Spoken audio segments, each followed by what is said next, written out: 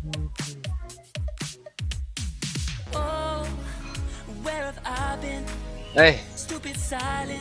halo teman-teman, assalamualaikum warahmatullahi wabarakatuh. Ketemu lagi dengan kita di channel Pejuang Recehan. Oke teman-teman, sekarang sekitar jam 5-an, kita lagi nongkrong di depan rumah ya. Kebetulan depan rumah kita itu posisinya di pinggir jalan raya lintas selatan yang tembusnya nyampe ke Tasik Selatan, Garut Selatan. Dan jalannya itu bagus, nggak ada yang jelek.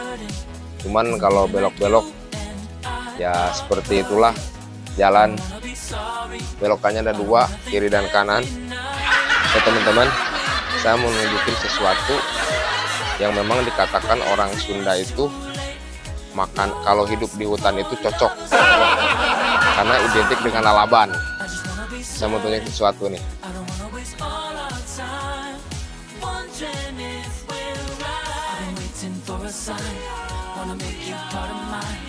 Nah, ini teman-teman yang mau saya kasih tahu pada kalian.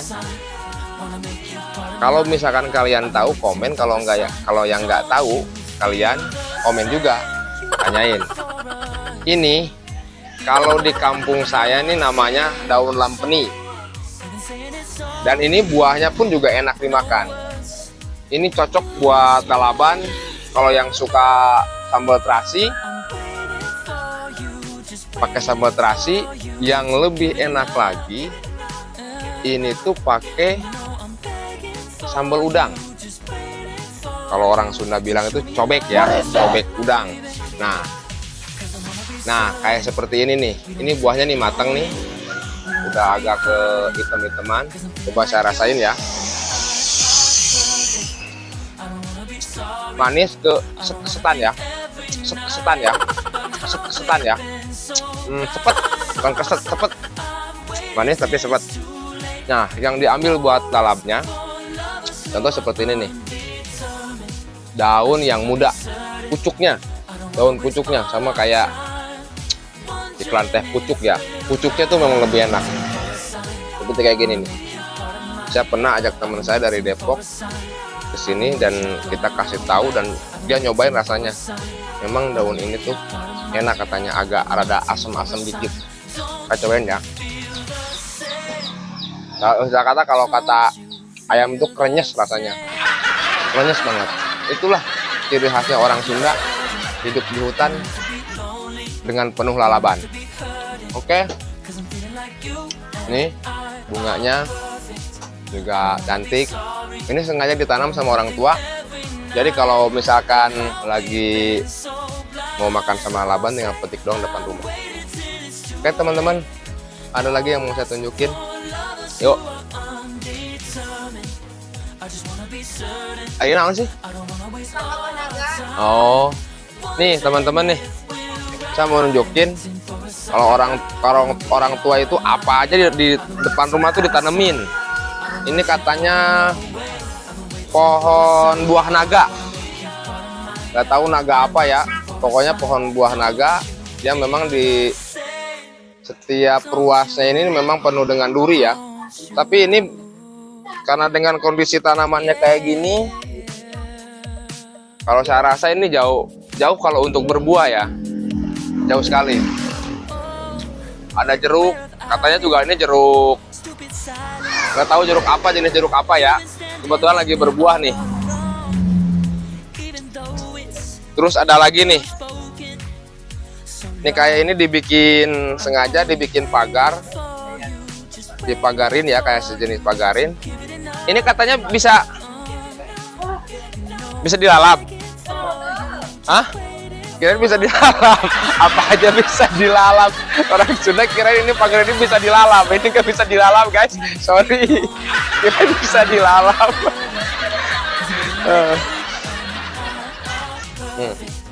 Aduh. Licin guys. Nih. Jadi orang tua itu memang rajin sekali teman-teman. Jadi di depan rumah itu apa aja ditanemin ya. Kalau ini ubi nih, ubi jalar ya. Oh, ini kelapa kitri namanya kalau di daerah kita Jawa Barat. Ini apa? Ini daun serai. Jadi kalau mau masak kita nggak usah beli daun serai, banyak banget nih daun serai. Dan ini pohon pisang pun kalau di kita tinggal metik aja ya. Ini sejenis pisang Ambon. Kalau orang Sunda tuh cawa Ambon ya. Jadi memang orang tua ini rajin ya, apa aja ditanemin. Kayak ini sirsak. Ini sirsak nih teman-teman nih. Ini sirsak nih. Tuh, dia lagi ada buahnya nih. Ini calon buah nih. Udah lama banget. Dulu itu di daerah itu sirsak tuh banyak, karena memang sirsak kurang laku. Jadi jarang yang punya sirsak. Ini lagi berbuah nih. Dia calon buah. Seperti inilah teman-teman di kampung halaman kita. Saya mau nunjukin sesuatu lagi yang lebih unik lagi di kita nih. Yuk.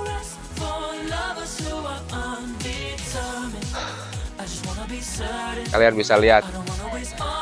Nih, setangnya udah kayak soang, panjang banget nih, 1 meter ada. Udah ini namanya Harley Davidsonnya Indonesia ya. Dan kalian bisa lihat joknya tuh lebih unik. Nih, udah kayak kepala buaya. Nih, dari sini nih, kameranya dari sini biar kelihatan. Nih, lihat nih. Ini udah seperti kepala buaya. Yang lebih unik lagi nih, teman-teman, shockbreakernya.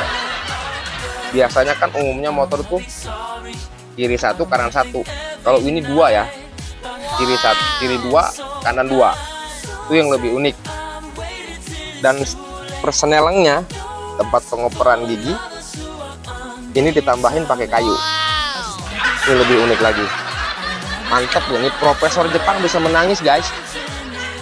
Nih, kalian bisa lihat di sini. Biasanya di situ tangki nih teman-teman. Sini tangki sekarang nggak ada, nggak tahu nih. Kita masih cari pindahnya kemana. Ini fungsinya kayu nih, gantinya standar teman-teman. Kita cari tangkinya, cari tangki. Ternyata tangki motornya Harley Davidsonnya Indonesia itu ada di depan.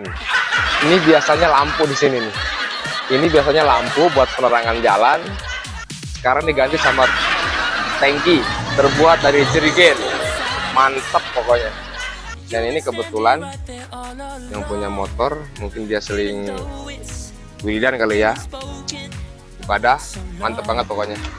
Dan kalian juga bisa lihat, ini sejenis motor, merek motor Honda, nggak tahu Honda apa, tapi ini memang dirombak habis.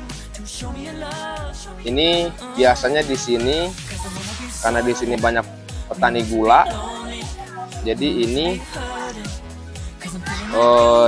dibikin seperti gini. Memang ini khusus buat muatan gula. Jadi bebannya itu, kapasitasnya itu bisa mencapai 2 kintal teman-teman. Mantep pokoknya. Profesor Jepang menangis kalau melihatnya. Oke teman-teman, saya lihatin lagi. Ini rumah-rumahnya petani gula. Kebanyakan di sini pengunjung ya. Kalau orang asli daerah sini jarang. Karena memang daerah sini tuh profesinya lain lagi, tapi yang berprofesi petani gula itu kebanyakan orang Surade dan orang Tegal Bulir. Yuk, ini seperti ini rumahnya teman-teman.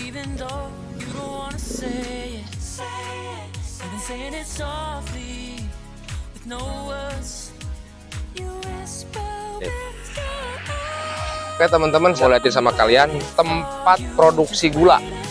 Yuk, tempat masak. Ini jerigen.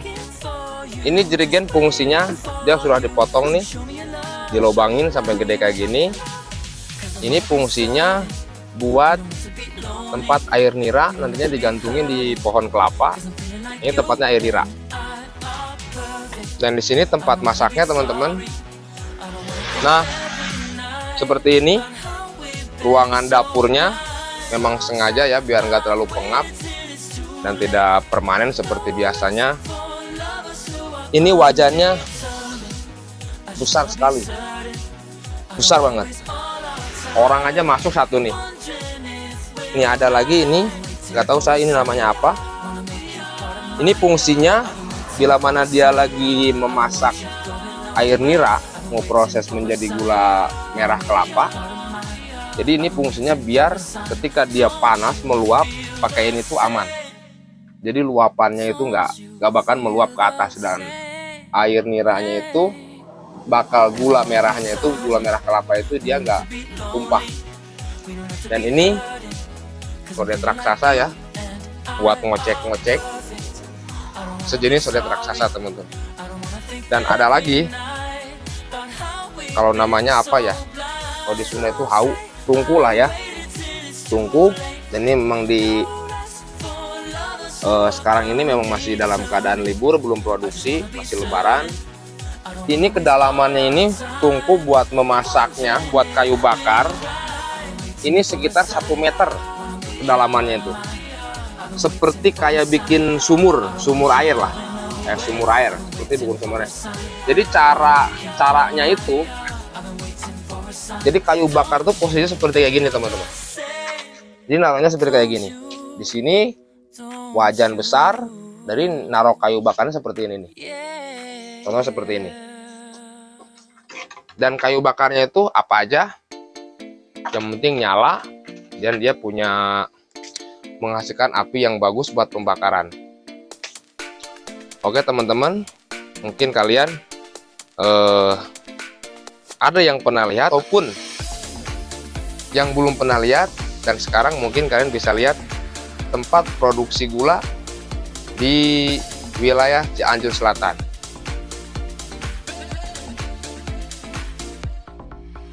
Ada lagi mau saya unjukin sama kalian.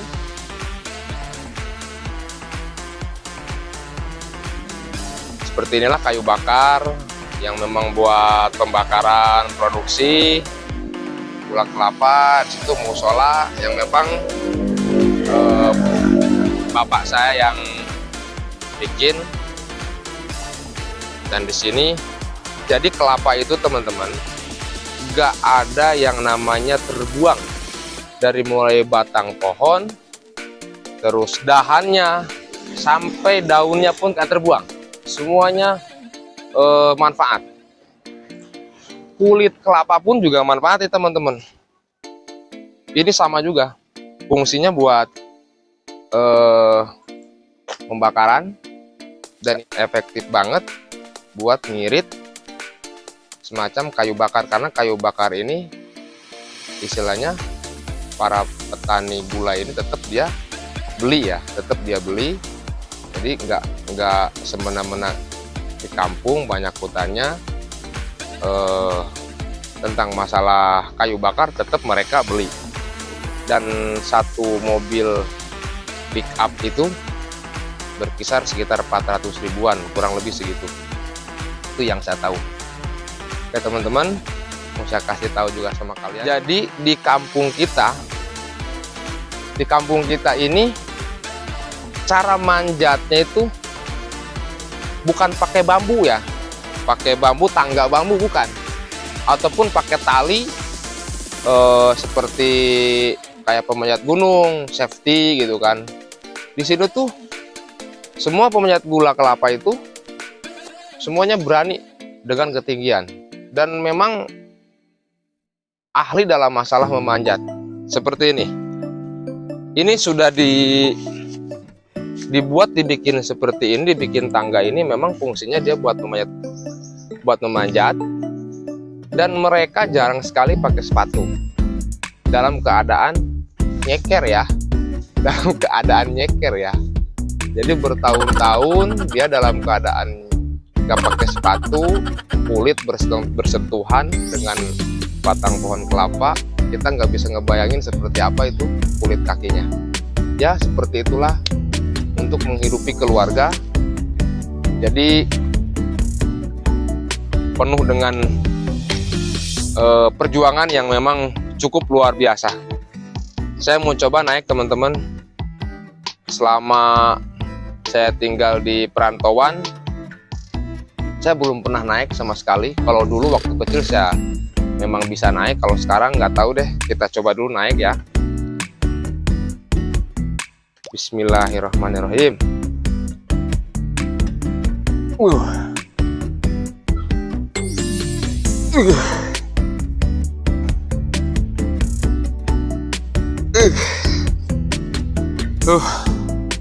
Mantep banget teman-teman. Sampai getar nih dengkul saya nih. Asli, saya udah lama nggak manjat. Jadi agak takut juga dengan ketinggian. Kalau dulu kita nggak ada yang namanya tangga kayak gini, dulu nggak ada. Kita posisinya meluk pohon, manjat langsung ke atas ya. Sekarang enak sebenarnya sih pakai tangga kayak gini, tapi tetap karena kita sudah lama, ya sudah lama nggak manjat, jadi takut banget teman-teman. Masih tinggi ya, kalian bisa lihat loh. Tolong di zoom nih kamera, di zoomin. Kalian bisa lihat di sana itu ada 1 apa 2 jerigen itu. Ada 1 apa 2 jerigen nih yang berwarna putih. Nah, itu merupakan tempatnya penampungan air nira. Dan keluarnya air nira itu biasanya dari calon bakal buah kelapa ya, kembangnya. Dia posisinya diikat dengan daunnya, daun mudanya. Terus nanti dia semacam kayak diiris-iris seperti itu setiap hari sampai dia bisa mengeluarkan air nira dari kelapa. Oke teman-teman, segitu aja ya. Saya nggak mau manjat ke atas, lumayan takut dan bergetar. Saya nggak bisa ngelanjutin.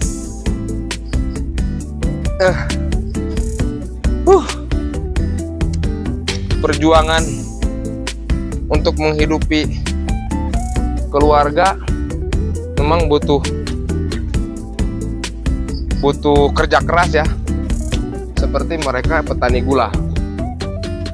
Dan di kampung saya itu memang mayoritas kebun kelapa ya, mayoritas kebun kelapa. Jadi ada sebagian yang dihasilkan dengan buah kelapanya, ada yang dituakan, ada yang diambil kelapa mudanya buat dijual ke kota-kota. Ada, cuma sebagian besar teman-teman di kampung saya ini sebagian besar kelapa itu diambil air niranya. Kayak seperti ini kelapa masih muda ya, paling ukuran sekitar 3 meteran. Di kota kita beli di kota itu 15.000 atau 12.000, sekitar 10.000-an lah. Jadi kalau di kampung kita nih, kita cuma tinggal metik doang, gampang sekali. Dan kebetulan ini masih tanah orang tua saya ya. Kalau untuk masalah hama buat kelapa, contohnya seperti itu tuh, kalian bisa lihat, itu biasanya dimakanin tupai itu, dia sampai bolong. Itulah hama kelapa. Seperti itu. Oke teman-teman, karena memang ini hari sudah mulai sore, sekitar jam 5 lah ya, kurang lebih jam 5. Terus kita memang kondisinya ini di belakang rumah, nyamuknya juga banyak. Jadi segitu aja dari saya, dari Pejuang Recehan Channel. Terima kasih.